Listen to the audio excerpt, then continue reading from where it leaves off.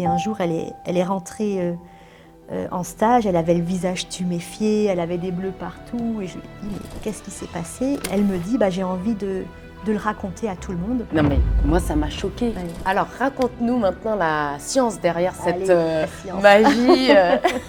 Donc bien sûr le cerveau fonctionne comme un tout, bien sûr il y a un hémisphère droit, un hémisphère gauche avec un corps calleux et il y a aussi des connexions synaptiques.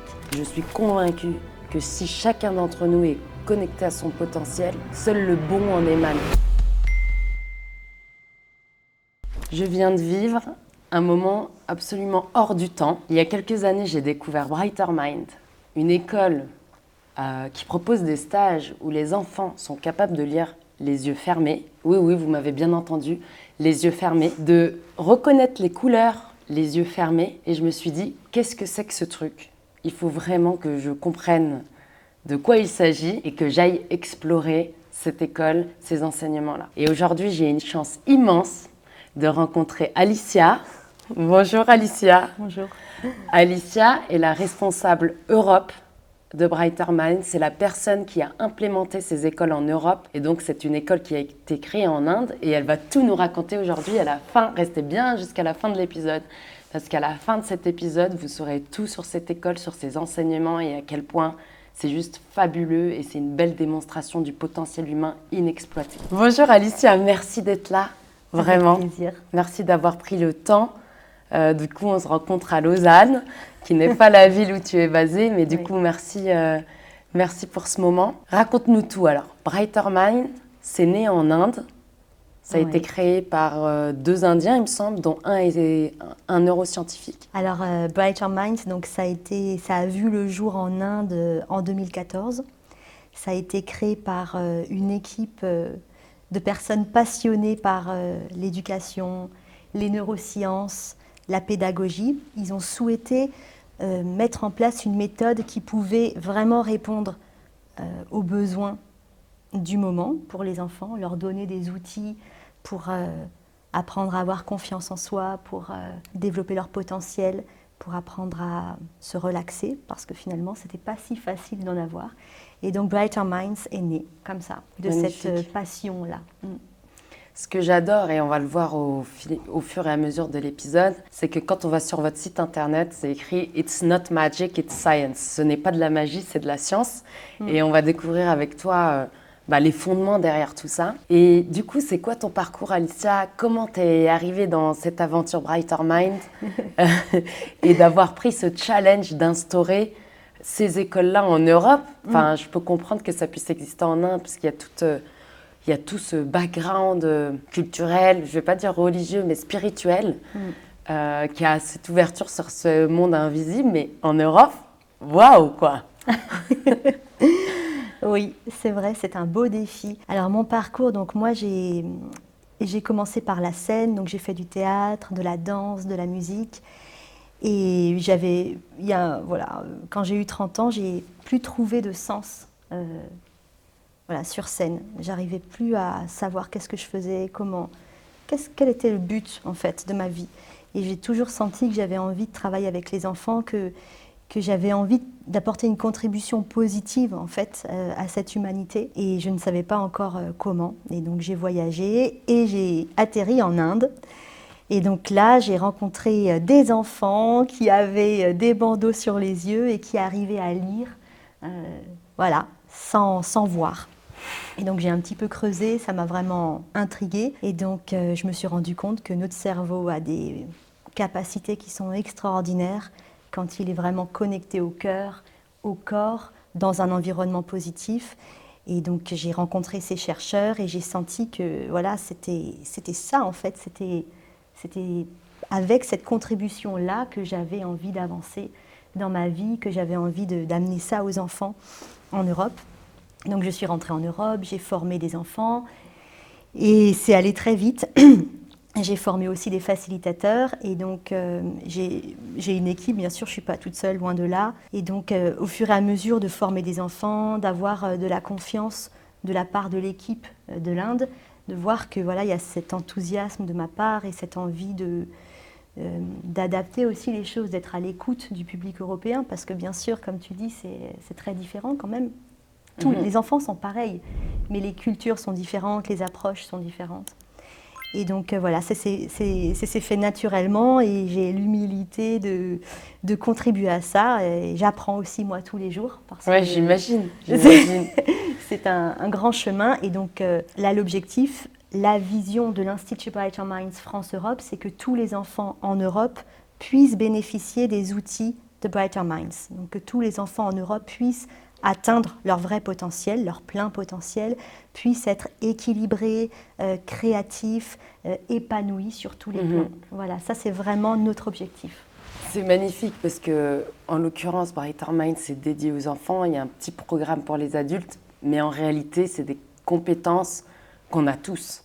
Et bon, ça sera une des questions qui vont suivre. À quand Brighter Minds pour les adultes? Mais tu sais, tu as dit une chose, tu as dit, je suis arrivée à 30 ans et je me suis dit, pourquoi je fais ce que je fais? Et c'est quoi mon but? Qu'est-ce qui résonne vraiment? Et ça, c'est des questions. Alors, c'est une hypothèse que j'aimais, parce que j'ai eu les mêmes questionnements, tu vois. J'ai suivi les rails, etc. Et puis, moi, c'était c'était en 2020. Et je me dis, pourquoi je fais ce que je fais? Ça ne vibre pas. Qu'est-ce qui vibre vraiment? Et je me dis, si on est accompagné dans un système éducatif où le but, c'est pas d'avoir des diplômes pour atteindre une carrière, pour avoir une reconnaissance sociale, mais vraiment connecté à notre talent intérieur, à travers des méthodologies, des accompagnements comme il y a Brighter Mind, peut-être qu'on finit pas, on n'attend pas 30 ans en fait pour se révéler et révéler nos talents, non? Qu'est-ce que tu en penses? C'est vrai. Je me dis, tu as posé une question que je pense beaucoup d'entre nous, en tout cas de ma génération, de gens autour de moi aussi, se posent. Et je pense qu'on n'a pas envie de reproduire avec nos enfants. Parce qu'on se dit, il y a un truc, il y a une coche qu'on a loupé, quoi. En tout cas, avec moi, même si mes parents ont fait vraiment du mieux qu'ils pouvaient, et je leur remercie infiniment, mais voilà. Bien sûr, mais je pense que c'est ça.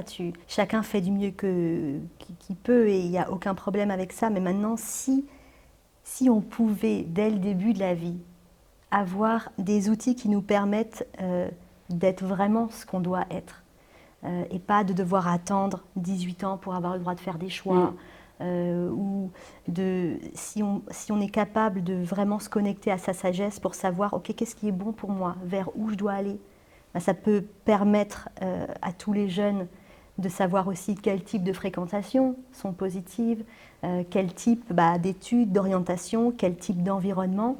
Ça peut prémunir aussi de certains choix, parce que l'intuition, donc dans Brighter Minds, on va en reparler après, je l'imagine, mais on travaille beaucoup sur l'intuition. Et l'intuition, l'objectif premier de l'intuition, c'est de nous protéger, en fait. C'est de nous prémunir. Et donc, c'est une petite voix qui est à l'intérieur de nous, qui ne demande qu'à nous donner le meilleur de nous-mêmes, à nous apporter la meilleure version, en fait, de ce qu'on est. Et si on était capable, en fait, de sentir et de reconnaître cette version-là qui est magnifique et de nous permettre de rayonner cette version-là, ça veut dire qu'on va avoir un impact sur notre environnement. Et donc la Terre, elle va en bénéficier, notre environnement va en bénéficier. Et donc si on est rayonnant, brillant dans notre potentiel, notre entourage va être inspiré par ce qu'on peut être. Et donc, je veux dire, c'est en cascade après. On va tous être impactés les uns les autres. Et je pense que, moi ça m'interroge toujours, ça c'est, ok, aujourd'hui le monde il est, avec plein de complexités. Très complexe, à tous les niveaux. Et donc je pense que c'est important de se poser la question, quel type de valeurs, quel type de croyances nous ont amenés à ce là où monde-là. on en est, Voilà. Et qu'est-ce qu'il faut changer pour qu'on puisse transformer et aller vers un autre paradigme? Qu'est-ce qui doit se modifier profondément? Et c'est vraiment une histoire de croyance, c'est une histoire aussi de compétences, de capacité à habiter le monde.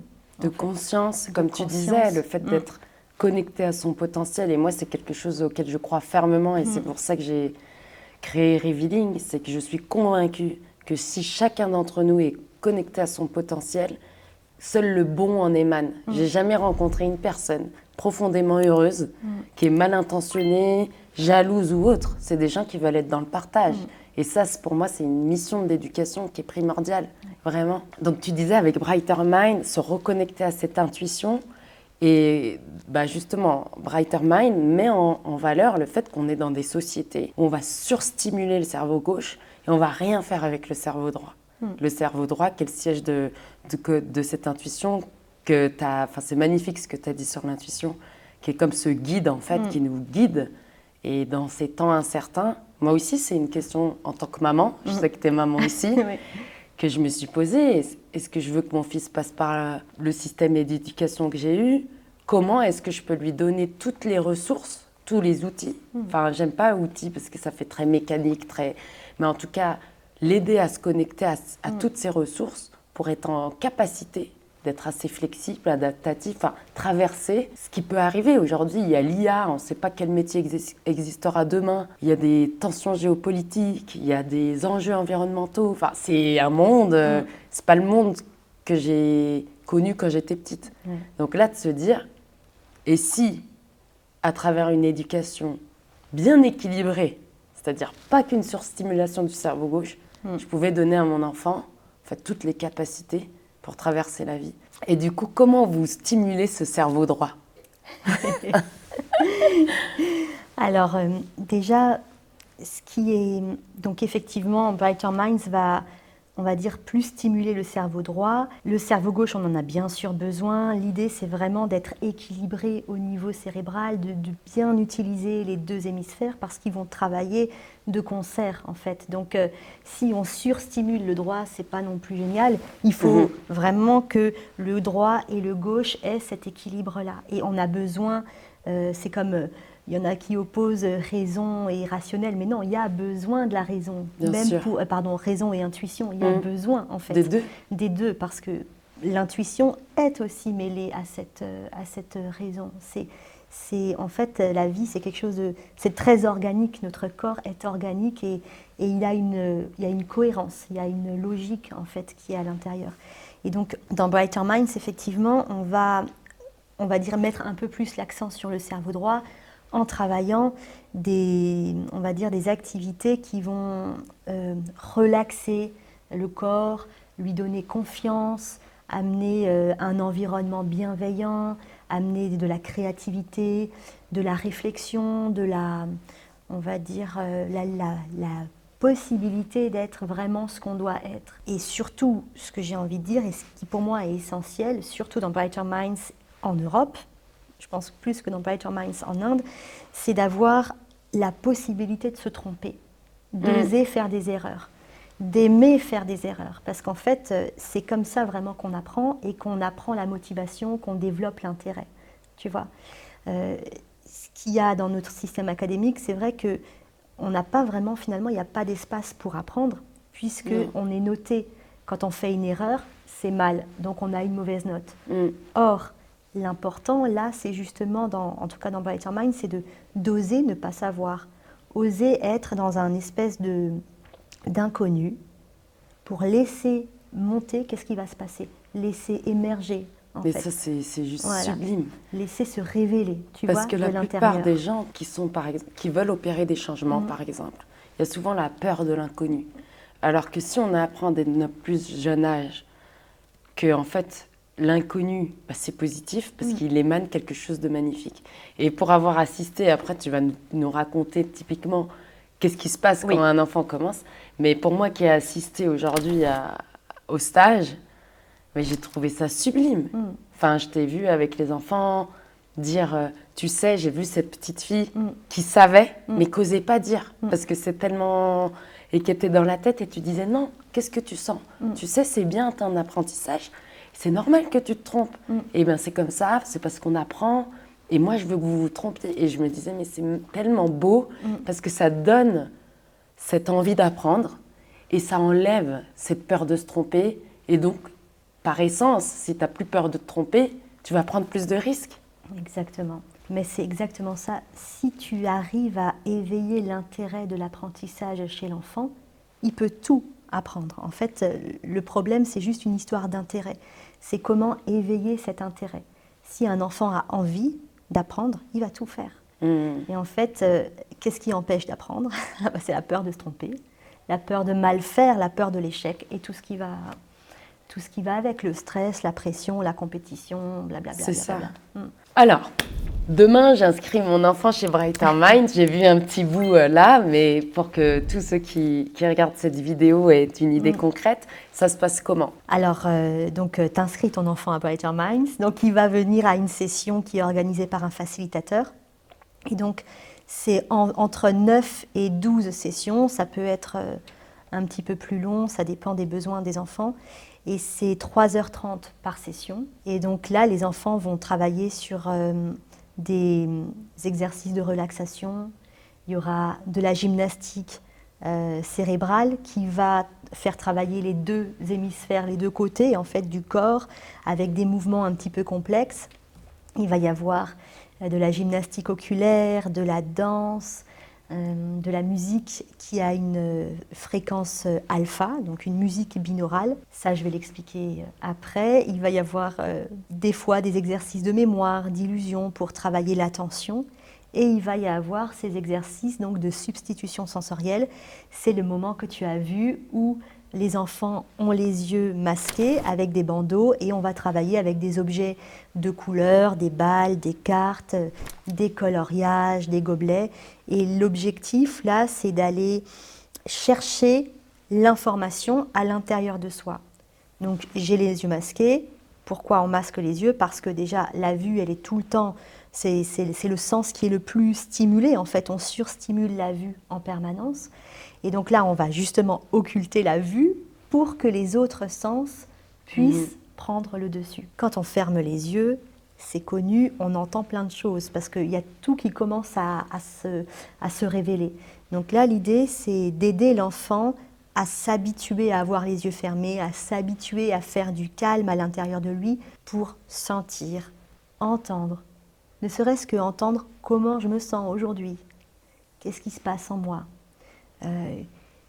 Est-ce que je me sens bien? Est-ce que c'est lourd? Est-ce que c'est léger? Et d'aller au fur et à mesure dans un processus beaucoup plus subtil d'information, donc de perception extrasensorielle. Et donc les perceptions extrasensorielles, elles sont développées au fur et à mesure des séances avec ces exercices du bandeau où on va travailler avec des balles de couleur, des cartes. Au fur et à mesure, l'enfant commence à s'habituer à entendre des informations, à avoir des perceptions et ça va se faire de plus en plus naturellement et c'est ce qu'on appelle en fait l'intuition. Mais je dirais même, c'est même au-delà, tu vois, de l'intuition. C'est même ce qu'on pourrait dire de l'inspiration. C'est vraiment d'être inspiré par notre intérieur, par nos ressources. Voilà. Et se faire confiance. Alors, à la fin de l'épisode, on va mettre les moments qu'on a filmés pendant le stage. Et je vous assure, donc là, Alicia, elle vient de dire au niveau sensoriel ce qui se passe avec les couleurs. Mais vous et moi, on a appris à voir les couleurs. Comme tu disais, c'est surstimulé avec... et pas savoir les reconnaître les yeux fermés.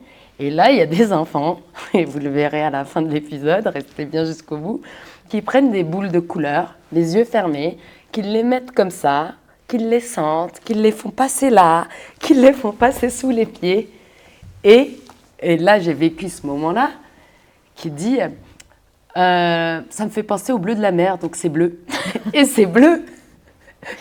Ou la petite fille, justement, qui avait vu un éclair, elle a fait la même chose, c'était une boule jaune. Et elle a vu un éclair et elle ne se faisait pas confiance. Et puis, je trouve ça tellement beau, comme tu l'as amené, qu'elle se fasse confiance. Parce qu'en fait, du coup, elle va faire, en faisant ces exercices-là, en ayant ça dans notre éducation, eh ben, ça nous apprend à nous faire confiance. À nous dire, j'ai senti ça, donc c'est juste. Et en fait, c'est qu'en passant par cet apprentissage-là, à force, là, j'ai pris la bonne boule, où j'ai mis les bons gobelets de la même couleur ensemble, les yeux fermés. Donc, je sais, donc je peux me faire confiance. C'est aussi ça, ce message qu'on apprend à l'enfant. Je peux me faire confiance. J'ai la capacité de... Ouais, et ça, c'est... j'ai le droit de me tromper et je peux me faire confiance. Et je vais aller, je sais pas, tiens... je vais aller m'écouter. Et ça, j'ai trouvé... Et c'est magnifique, quoi. Il y a ça, il y a cette intelligence du corps aussi qui commence à se révéler chez un enfant, de se rendre compte que le corps, et oui, il ne sert pas qu'à manger, à dormir, à boire ou à apprendre des choses par cœur à l'école, mais il y a quelque chose de plus, en fait, dans ce corps-là.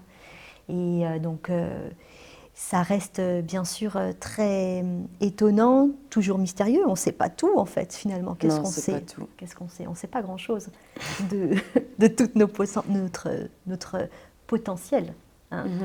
Et même moi, ce que je me souviendrai toujours parce que, bien sûr, les perceptions extra-oculaires, c'est vraiment magnifique parce que ça a, on va dire, un vrai intérêt au niveau éducatif et au niveau de la confiance et au niveau cérébral aussi, parce que le cerveau, il y a un transfert d'informations, en fait, quand tu fais ça.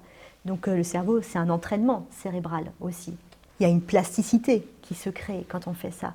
Tout le corps, il s'organise différemment. Et donc, au fur et à mesure d'être dans ce type de répétition et d'habitude, au bout d'un moment, paf, l'info, elle arrive. Et il n'y a plus besoin d'utiliser les balles, il n'y a plus besoin de tout ça parce qu'on est complètement connecté. Donc, nous, on va chercher, en fait, tu vois, cet accès directement pour que les enfants, ils aient, en fait, cette connaissance et qu'ils puissent être complètement reliés au flow, au chant, à l'instant, à la vie, quoi. Voilà. Mais moi, ce que j'aime, parce que c'est assez impressionnant, la vision extraoculaire, les bandeaux, les balles, ça marque. Mais ce qui, moi, me touche, c'est les capacités que j'ai vues, les capacités humaines, en fait, qui développent. Donc, j'ai eu la chance de travailler avec des enfants qui m'ont montré que c'est possible de devenir des humains avec une super conscience en très peu de temps et de développer des capacités mais d'amour en fait, de tolérance, de coopération avec la vie qui sont pour moi qui étaient dignes de la maîtrise en fait. Et j'ai vu des enfants qui développaient en fait ce type de qualités qui pour moi sont mais encore plus incroyables. Et donc je me souviendrai toujours à Nancy, je travaillais avec une petite qui faisait de la musique et un jour elle est rentrée en stage, elle avait le visage tuméfié, elle avait des bleus partout et je lui ai dit mais qu'est-ce qui s'est passé ? Et elle me dit j'ai envie de le raconter à tout le monde. Et donc on s'assoit et elle nous raconte son histoire et donc elle est tombée de vélo, elle s'est pris un trottoir avec son instrument de musique, il pleuvait, c'était vraiment la catastrophe. Et elle m'a dit, mais là, je me suis arrêtée, j'ai vu les gens qui passaient, personne ne m'a aidée à me relever. Et je me suis sentie, mais bien, et j'avais pas de problème, j'étais pas en colère, j'étais bien. Et je les ai regardés, et je les ai remerciés, et je suis partie sur mon vélo. Wow. Et ça, en fait, c'est vraiment des états qui sont très, très, très fins. C'est tellement beau. C'est très, très beau. Et en fait, ce qui est fou, c'est que tous les enfants ont ce potentiel de cœur, de tolérance, d'amour et d'acceptation de la vie, tu vois. Et ça, moi, je pense que les leaders de demain, ils vont travailler avec ça. On a besoin de ça, en fait.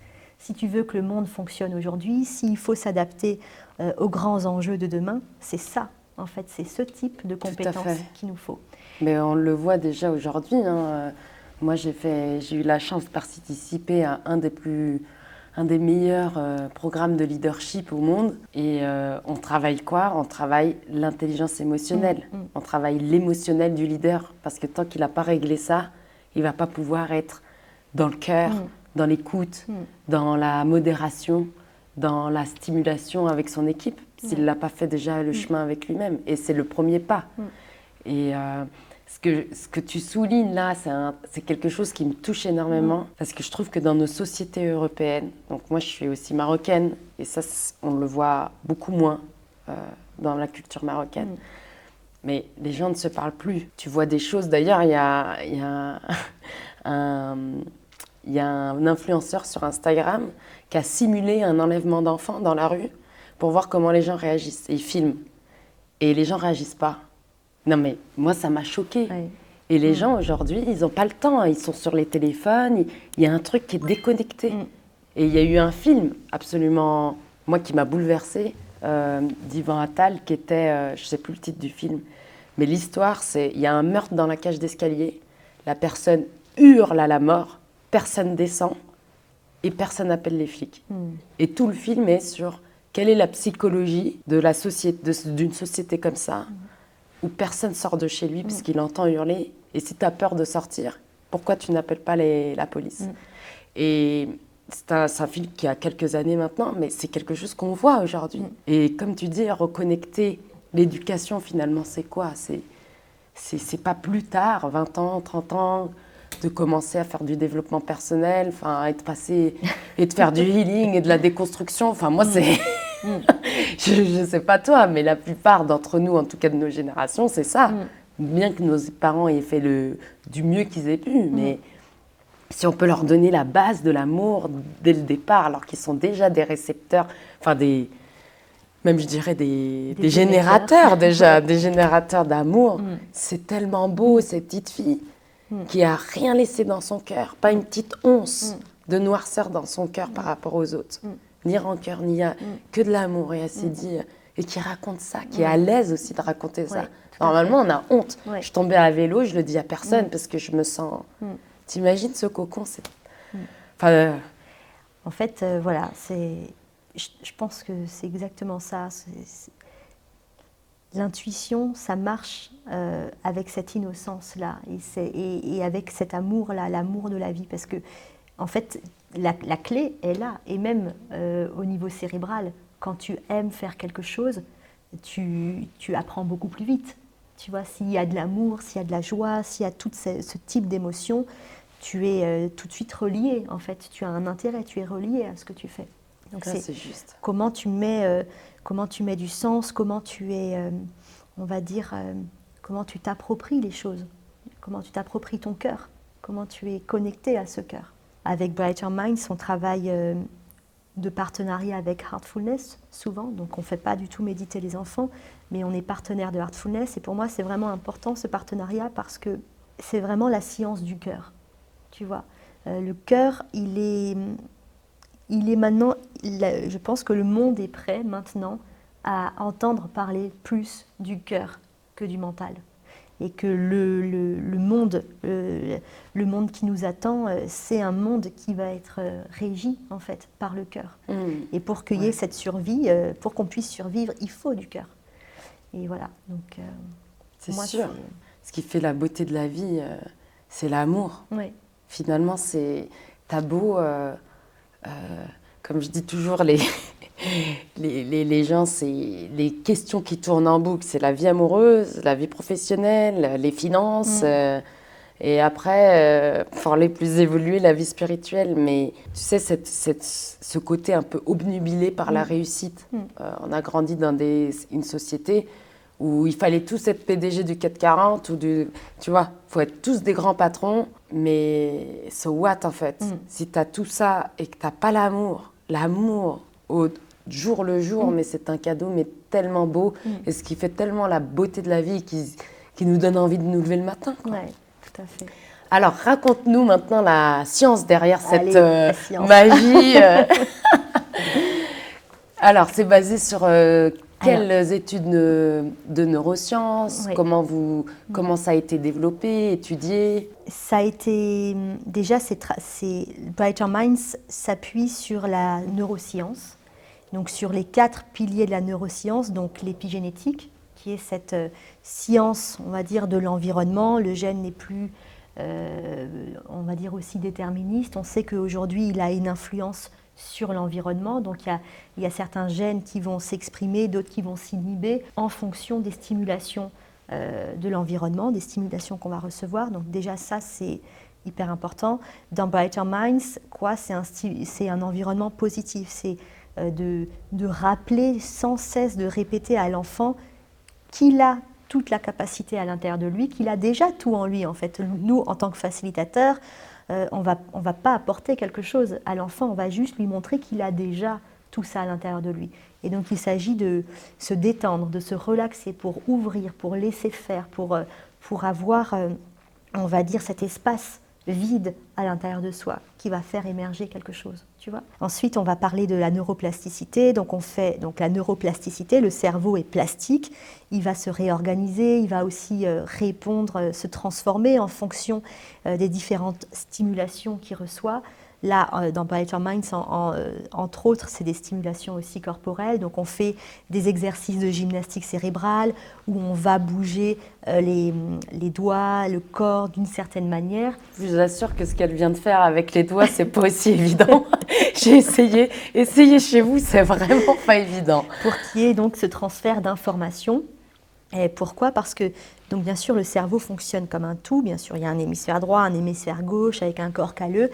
Et il y a aussi des connexions synaptiques. Ces connexions synaptiques, quand on va travailler en fait le corps d'une certaine manière, en faisant des choses nouvelles, on va dire en sortant de la répétition, en essayant de faire des choses autrement, avec les deux côtés du corps, eh bien, on va créer un transfert d'informations et on va créer une sorte de nouvelle circuiterie cérébrale qui va développer les aires cérébrales parce qu'il y aura un nouveau passage informationnel en fait. Donc ça, c'est la neuroplasticité. La neuroplasticité, elle est là tout le temps, en fait. Si je suis droitier, que je me brosse les dents de la main gauche, je fais de la neuroplasticité. Si je change, je vais toujours au travail de la même manière, et tiens, je décide de changer de route, je fais de la neuroplasticité. Si je change de cercle d'amis, j'en fais aussi tout ce qui va, on va dire, rompre avec des habitudes. Ça va apporter une nouvelle stimulation. Voilà, donc ça, c'est le deuxième pilier. Le troisième, c'est donc l'entraînement cérébral. L'entraînement cérébral par oscillation d'ondes. Donc on travaille avec une musique binaurale qui a été mise en place par des chercheurs et qu'on appelle la musique alpha. Et ça va mettre les enfants, on va dire, ça va les aider à se détendre, à se relaxer et à rentrer dans ce qu'on appelle l'état alpha, qui est une onde cérébrale relativement basse qui permet à l'enfant d'avoir confiance en lui, vraiment d'être bien, d'être à l'aise. Et donc la musique binaurale, les fréquences alpha, elles vont se caler sur les fréquences cérébrales de l'enfant et ça va l'aider en fait à se détendre. C'est pour ça qu'il y a ces temps de musique qui sont relativement longs, mais en fait qui sont essentiels au développement cognitif de l'enfant. Et le dernier pilier, donc c'est la substitution sensorielle. Là, il y a énormément de choses sur Internet, avec Paul Bach-y-Rita, il y a beaucoup de chercheurs qui ont parlé de ça. C'est, on va dire, depuis 10 ans maintenant, ça commence vraiment à être connu. On en parle aussi beaucoup pour les personnes qui ont perdu la vue. Et donc la substitution sensorielle, c'est quand on masque un sens, il y a une réorganisation cérébrale et le cerveau va compenser ce sens-là et il va s'adapter. Voilà. Donc c'est pour ça qu'on travaille là, en l'occurrence, en masquant la vue, parce que comme je le disais avant, la vue, c'est vraiment l'organe qui est, le sens, pardon, qui est le plus stimulé et qui malheureusement est beaucoup trop stimulé. Alors que, en fait, la vue, c'est très, très culturel, parce que ça... On sait qu'il y a des personnes du Ladakh, les Farsis vont voir plus avec, il me semble, le goût et le toucher. Donc le sens de l'observation n'est pas forcément relié à la vue visuelle. Donc ce qui est intéressant de comprendre, c'est qu'en fait, l'observation, le sens de l'observation, il est partout dans notre corps. Et là, quand on parle, on a en fait un transfert aussi d'énergie. Et donc il y a aussi toute une intelligence qui se met en place, qui s'organise. Il y a une neuroplasticité, tu vois. Il y a un transfert, même au niveau neuronal. Il y a un champ qui est électromagnétique, finalement, qui va créer un impact, qui va nous impacter, qui va nous transformer au niveau neuronal, au niveau cérébral, au niveau corporel, au niveau du cœur, voilà. Donc tout ça, c'est... En fait, c'est sûr qu'on a besoin de science parce que ça rassure et que... C'est comme ça aujourd'hui, il en faut, mais l'expérience humaine, elle va toujours bien plus loin que la science. Sûr. Et la science, elle met des années et des années, même des fois des siècles, à pouvoir prouver une petite chose que nous, on fait tout le temps, tu vois. Tout à fait. Et du coup, on attend... L'existence est tellement complexe. Après, tu vois, dans mon histoire personnelle, j'ai eu besoin, moi, de la science pour faire mon éveil spirituel. C'est super, oui. Mais après, ce que je trouve magnifique, et tu l'as dit au début de l'interview, c'est... honorer cette beauté de la raison, du raisonnement, du mental, mais tout autant que l'intuition. Et en fait, c'est ça, c'est oui, la science pour expliquer ce qui se passe chez Brighter Mind et ses côtés superhuman, mais à la fois l'expérience. C'est le vivre. Moi, j'ai viens de vivre un stage. Alors, j'ai fait mes recherches, j'ai lu, mais ce que je viens de vivre pendant le stage, eh ben, c'est compatible à ce que j'avais fait. Et c'est pas l'un ou l'autre, c'est cette beauté d'unir les deux. Exactement. Et donc c'est vraiment ça. Ce qui est en plus magnifique avec ce stage, donc là, tu viens de partager la science derrière Brighter Mind. Ah oui, ce dont je ne t'ai pas parlé, c'est qu'il y a des études, bien sûr, qui ont été réalisées avec des chercheurs indépendants à Brighter Minds, qui ont été réalisées en Inde. Là, en ce moment, il y en a une internationale qui va démarrer la fin mars. Donc, il y a déjà des études qui montrent que les résultats sont avérés. En fait. Voilà, on y est. C'est magnifique. Voilà. Il faut juste le faire. C'est révéler le vrai potentiel de l'humain. Ouais. Et ce que j'adore aussi avec Brighter Mind, c'est que c'est 9 à 12 sessions. Donc, ce n'est pas l'école ou Brighter Mind. Ça peut être l'école, là, il y avait des enfants à école à la maison, plus Brighter Mind. D'autres enfants qui étaient à l'école normale. Enfin, normale. Je ne sais pas ce qui est normal, mais on va dire l'école qu'on connaît publique aujourd'hui, plus Brighter Mind. Donc, ce n'est pas l'un ou l'autre. C'est quelque chose qui peut être offert aux enfants déjà dans le monde dans lequel on est aujourd'hui et leur apporter, pour moi, une connexion à leur potentiel et d'en faire des humains, comme tu disais, avec un amour incroyable et une capacité. Moi, je me suis toujours dit, je ne vais pas te dire qui c'est, mais j'ai eu la chance de connaître une personne petite qui se connectait à l'examen et qui disait, moi, je sais que ça va tomber là-dessus, donc je révise ça. Puis c'est toujours ça. Et qui mettait ses livres près de son chevet et je me disais, non, mais aujourd'hui, quand je vois les enfants Brighter Mind, je comprends mieux. C'est juste qu'on ne sait pas. Et comme tu dis, la science, c'est magnifique. Et moi, j'aime la science. Mais c'est aussi cette humilité de se dire, la vie est d'une complexité tellement vaste qu'on est loin de... Est-ce qu'on doit attendre que la science nous le prouve pour le vivre? Non, c'est l'alliance des deux. Oui, et la vie nous veut du bien. Tu vois, le corps a été fait pour aller vers cette intelligence. Quand tu vois les enfants qui arrivent à régler des choses très rapidement, on sait qu'en fait, on est fait pour ça. On est fait pour ça. Et tous les temps qu'on n'utilise pas cette intuition, mais en fait, c'est du temps de perdu. C'est ça. Parce qu'on peut développer, justement... En termes de créativité, en termes d'innovation, en termes de flexibilité, en termes de solutions, quand on est face à un mur, c'est juste... Déjà, l'enfant, il a appris à aller chercher des solutions différemment. Je l'ai vu, en prenant une boule, il sait qu'il peut aller chercher des solutions de façon très diversifiée. C'est incroyable. Pour conclure, est-ce que tu peux nous faire un petit exercice simple? Si tu devais nous partager. Alors, on est tous des enfants et je souhaite qu'on garde tous notre âme d'enfant. Et je pense qu'on peut tous stimuler justement ces connexions neuronales. Alors, c'est des programmes pour les enfants. Je sais que vous avez un petit programme pour les adultes, pas encore des stages, etc.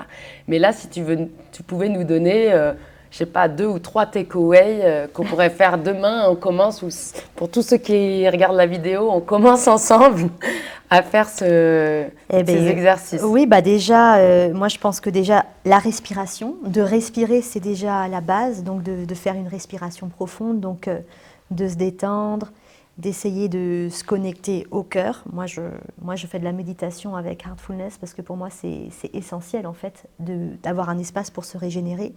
Donc déjà, d'aller dans son cœur, de savoir où il est, de descendre et de respirer par le nez. C'est très important de respirer par le nez. Donc ça déjà, on peut tous faire de la respiration.